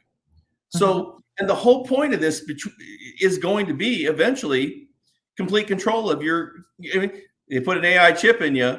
They won't have to, put you within any fear-based thoughts, because they'll emulate that through the AI chip, and you'll do it automatically. They won't even need to do anything. At that point, you just become a robot.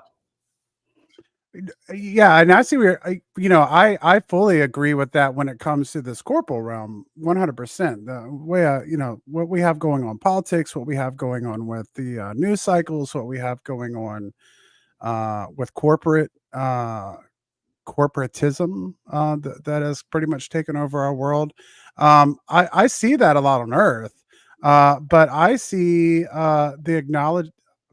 this idea that we are energy, and as a way to kind of realize that these things can eventually can be escaped. That as energy beings, we have more power than we gotta give ourselves credit for. And Right. I want to ask you again here in a second about breaking out of this. But I feel like if people realize that they have the power that they have, if people realize that they're part of the universe, that they, we can use science for this. We know that energy cannot be created nor destroyed, right? I mean, that's a scientific law. So That's if a energy physical law. yeah. So Well, physical laws only work in a physical plane. Well, we still have the energy. I mean, either way, if energy is being created, then so you're saying in an astral plane that the energy could be destroyed. Energy can fall within any realm. You can do anything. Energy is no different from the basis for what this environment is. I mean, there are so many different aspects. See, we look at things from a physical aspect. When I say, when you go away from here, there's no time. Well, then you said, well, no, energy can't be created or destroyed. Well, if time doesn't fit, why would energy can't be created or destroyed fit? Because what happens is we're looking at things from this right here.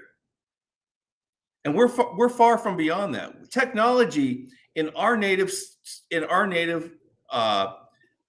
self, there is no technology. We don't need technology. We don't need physics, because physics is a physical attribute. These are attributes that are related only to physical life. Mm-hmm. Now you say, well, okay, let me ask you this. So you create a portal. Portals require energy.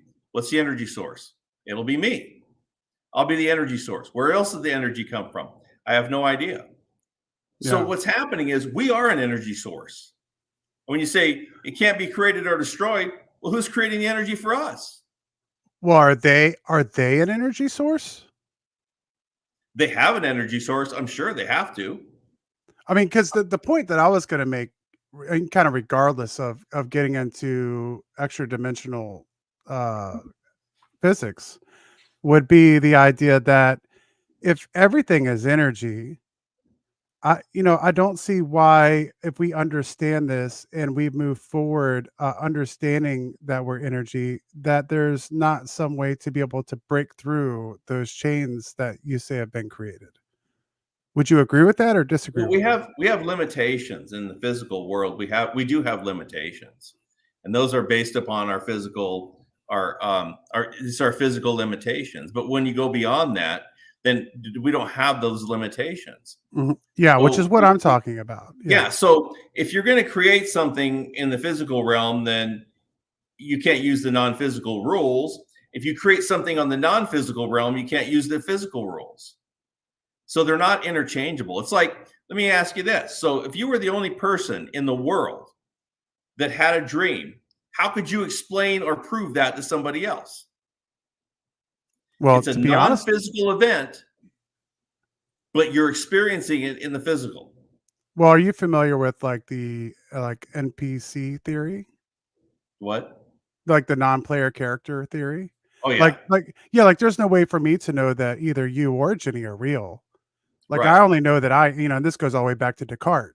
I think, therefore I am. Like I know that I'm here and I know that I'm real because I have these thoughts in my brain, but I don't know the thoughts in your brain and I don't know the thoughts in Jenny's brain. So there's really no way for me to ever know that you exist, in that concept. And when we look at it from that angle, I guess the way that I'm looking at it is how do we, if because the thing I guess I'm getting a little confused about, and it's just a matter of trying to comprehend the information, is if we already know that we can astral travel and we know that we can take these different forms, then how is not a capability to be able to aid us to achieve some kind of higher existence?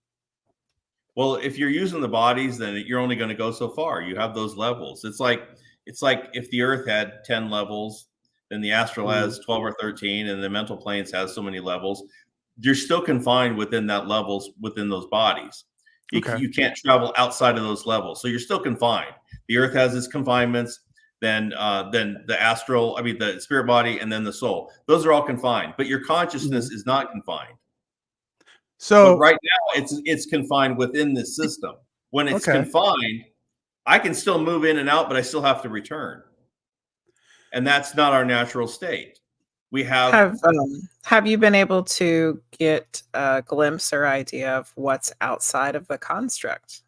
well, what's outside of the construct is what I'm experiencing through these portal connections.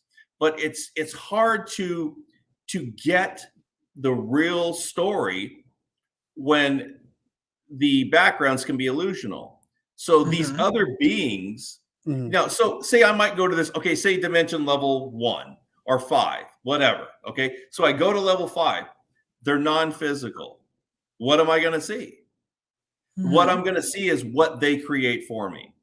So if there's no physical attributes to a dimension and the beings are there, I'm going to see what they portray for me to see. Now, in the two-dimensional worlds, that's already there. Apparently, I'm seeing what state they live within. So I'm seeing it. It's super dark. It's really dark in a lot of places. But other than that, when I go to these other dimensions, if it's non-physical, there's nothing to physically see. Mhm. Yeah. So it's only what they create. Same thing with the astral. If you're going to go on there, you're going to see what was created. It's just like if you come to Earth and there was no buildings and you were right in the middle of the sand area and it was just all flat sand, you would just see that and you'd be like, okay, wow, there's nothing cool here. Depends on where you go, but it's physical. So we can build things, and they do the same thing. They build things, but it's not with physical objects, or it's not with physical attributes. It's with, they create it. So you see what they create. Mm-hmm. So what are you hoping is outside of the construct? Well, obviously we come from outside the construct, and I don't know how far I've been out there, and I know I'm far from seeing everything. Yeah. I'm scratching the surface. Okay, say I've seen 0.0000000, to the 100th power 1. Maybe I've seen that much. Probably not even that much. But what I'm seeing is, it's not about just what I see, because I don't really put a lot of weight into what I see, because it's an illusion, and I understand that. So what my purpose is, the information, what I'm experiencing, what I see, mixed with what I'm hearing, what I'm experiencing, how it happens, how the process works. And then once I refine the process, then I repeat it over and over, hoping to get to a point. Now, the other thing is alternate realities I access through a portal. Now, these are other lives. I'm in there as another, I say person, but another being. Everything looks physical to me. I might be probably a middle-aged man or a younger guy watching a little kid riding their bike down a dirt path that's tree lined with the sun coming towards me. Or I might end up in a conversation where somebody that's a family member, another male family member, is talking to me in the middle of a conversation is where I come in. Or I might show up somewhere where I'm in a town and I'm seeing all these people walk around. And I say people because that's the way it's portrayed. I don't know if it's real. I know it's real. I know it's really happening because I'm consciously awake, and I know I'm in two places at one time, yet I'm trying to absorb the events of what's happening. So I pop into these entities or beings while they're in their life, while their life is going on. It's like me popping into you while you're sitting at work typing something or talking on the phone. I just hear what's going on for that brief moment of what I say time, and then I'm back. So I got another question that I had all the way going back to the beginning when you were talking about this, and that's that we got into a little bit of discussion about time earlier, and I guess when you go to the edge of what we know in our physical existence about time, and the theories about time, that time can be relative, and that in certain ways you might be experiencing time isn't linear the way that we experience possibly. In any of your experiences, and when you've popped up in any of these other places, has it ever been at a different time, or are you always popping up in the same part in the timeline? I've had different time, what I would consider different times. I can only base it on what I can visually see. Yeah. And then that I would say that it was based upon one time I was in a portal where it looked like it could be the bed of a king. I was just above the headboard looking down, probably, I don't know, 15 feet up.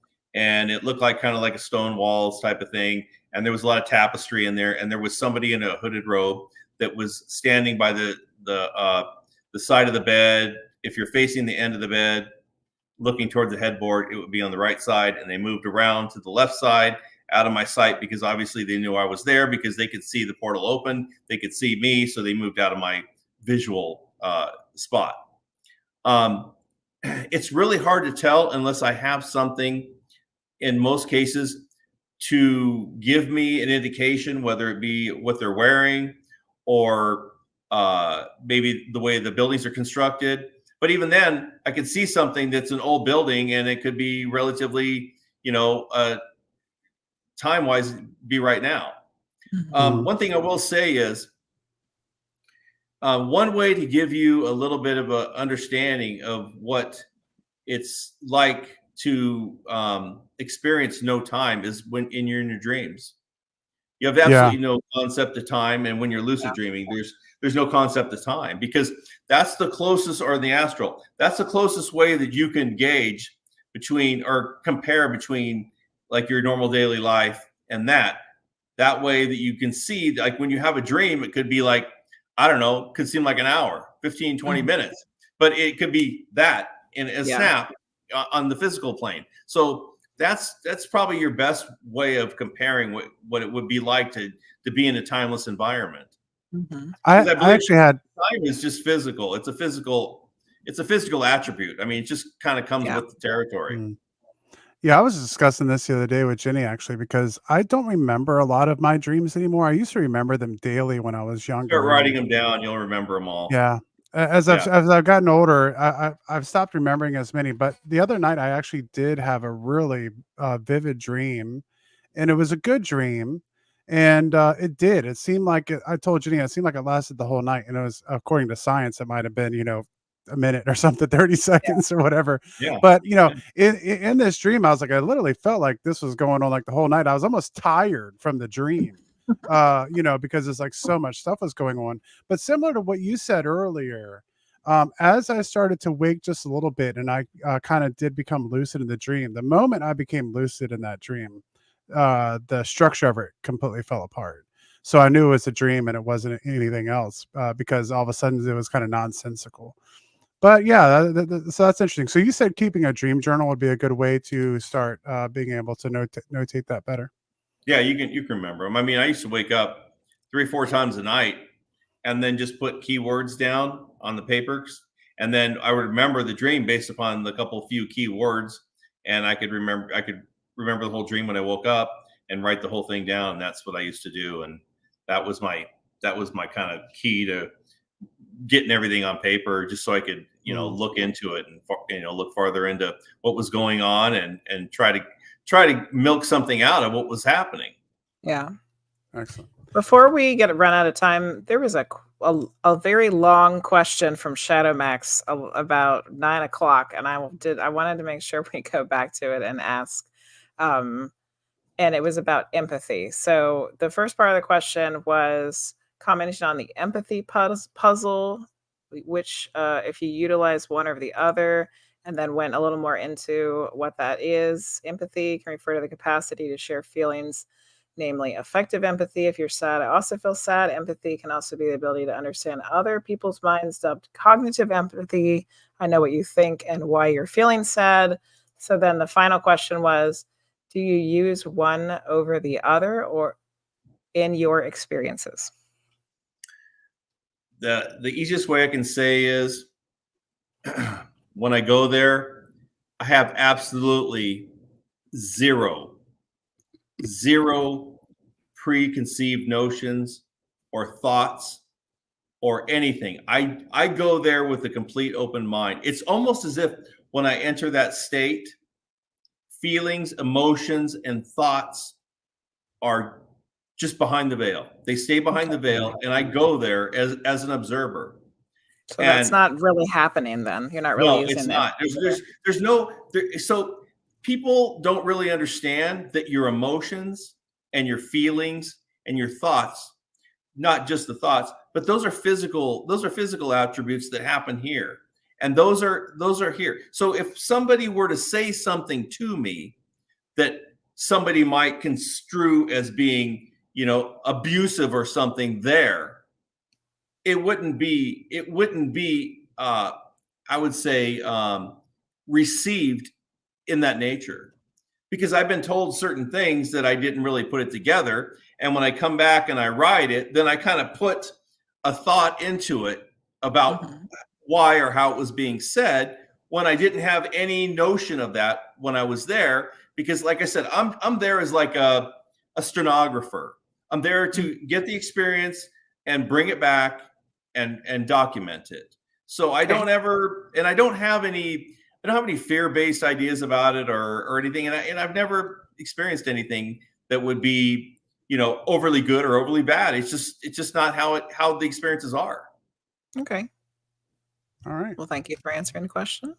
Yeah, excellent. And thank you for the question. And thank you, everyone who has been listening to the show this evening. We appreciate you so much. If you're listening on the podcast, make sure you go tick the like button or the subscribe button, or if you're over on over on Apple or somewhere that allows you to leave a review. If you click real quick, take a couple seconds just to say that you enjoyed listening to the show. It'll help other people find these open conversations that we're having. And we had on quite a this few program. viewers on YouTube tonight. So thank Yeah, you, we did. YouTubers, for Yeah, welcome, watching the YouTubers. live show. Yeah, and if you enjoyed it, click the subscribe button over there. We're getting our numbers up slowly but surely, and it's been kind of going good this week. So we appreciate everyone who takes that a little bit of time out of their days to enjoy the programs and stuff like that. We enjoy making them for you. So thank you guys so much for all the support we're getting. We really do appreciate it. So I did want to mention coming up soon next week that we're going to have on Adam Began from Historically Haunted. He's doing a lot of paranormal paracons and helps work with a lot of friends that we have that we've had on the show. So we're going to talk about some paranormal investigation and stuff like that next week. On the 26th, we're going to have Sam Baltrusis on, who we were supposed to have. Yeah, I'm excited to talk to Sam. He's got a new book out that apparently is doing one of the top books over there on the paranormal over on Amazon. So his new book's doing great. Sam. We're gonna have Michael Schratt on the 3rd. He's been at a Contact in the Desert and Coast to Coast AM, and he's going to talk about UFO crashes and retrievals. He's got government documents and all kinds of stuff that we're going to talk about. That's going to be an interesting one for sure. On the 3rd. So we got a lot of other great episodes coming our way. So for all of you listening in podcast land at another time, in another place, thank you, and we will see you all next time. And for everyone who's hanging out with us tonight over on the YouTubes and the Twitch, we are going to find someone to raid, but we want to take the time to thank you for coming on the show, Mike, and thank you for the conversation. Thank you for inviting me. It was good talk. I really enjoy it. It's good to meet with like-minded people, and everybody's got their own perspective, but it's good to talk with people and to get the information out, because there's a lot of people, as you've said, that are on the edge or just trying to discover what's going on out there, and there's not a lot of really good avenues for them to be able to access, and it's good that you spend your time and allow this to happen so that people can try to look into a lot of things. Well, thanks. Yeah, we appreciate it. You gave people a lot of things to think about tonight. Yeah, it's a lot of ways for people to, find out the information. And if there's one benefit we do have in this day and age, as opposed to maybe, when a couple decades ago, is for all the bad that the internet brings, and it does bring a lot of bad, it brings a lot of good, because it's enabled people to have a voice, which we were talking about earlier. Maybe that will be eliminated to a certain extent, but right now people still do have a voice, and people can create communities, and people can work towards positive things. And a lot of times this world is what we're going to make of it, whether we want to make it bad or whether we want to make it good. Thank you, everybody, for hanging out. Jenny will be live with you tomorrow night, right? Friday night stream? Yeah, but it's going to be short, remember. We got a game on Saturday. Starting late, ending early. Right. So we'll see you guys tomorrow night, and we'll be back next week with the Witching Hours. Thank you, guys. Keisha said Luce is on. Yeah, we're going to go raid out, and we're going to go see Luce. So everyone take care. Thanks again for all the follows, for the raid, for the subs and all those things. And we will catch you all later. Bye, everybody.